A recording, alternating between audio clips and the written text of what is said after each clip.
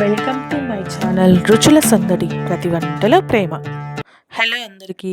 ఇవాళ మనం దోస పిండితో టేస్టీగా క్రంచీగా పునుగుల రెసిపీ ఎలా తయారు చేసుకోవాలో చూసేద్దాం.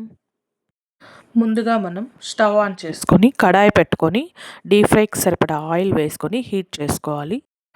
ఆయిల్ హీట్ అయ్యేలోపు మనం బ్యాటర్ని ప్రిపేర్ చేసుకున్నాం.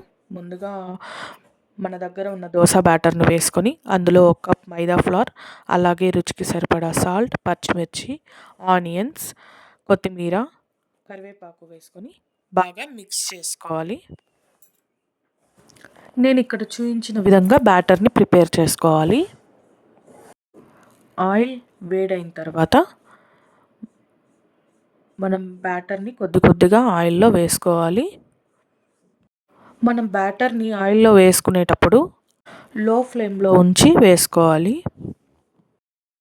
పునుగులు వేసుకున్న తర్వాత స్టవ్ని హై ఫ్లేమ్లో పెట్టాలి.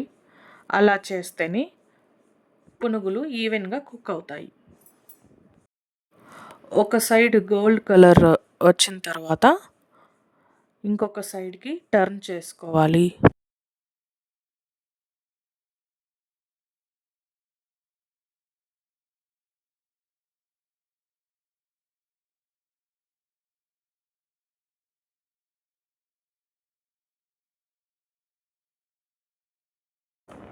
టూ సైడ్స్ బాగా కుక్ అయిన తర్వాత పక్కకు తీసి పెట్టుకోవాలి. అలానే మిగిలిన బ్యాటర్ని కూడా మనం ఆయిల్లో డీప్ ఫ్రై చేసుకోవాలి.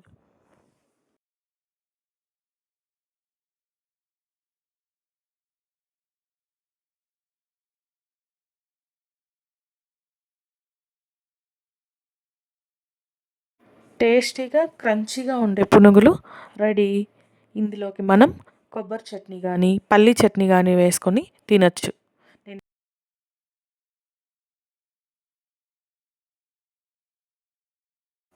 ఈ రెసిపీ కనుక మీకు నచ్చినట్లయితే ప్లీజ్ లైక్ చేయండి, షేర్ చేయండి, సబ్స్క్రైబ్ చేసుకోవడం మర్చిపోకండి.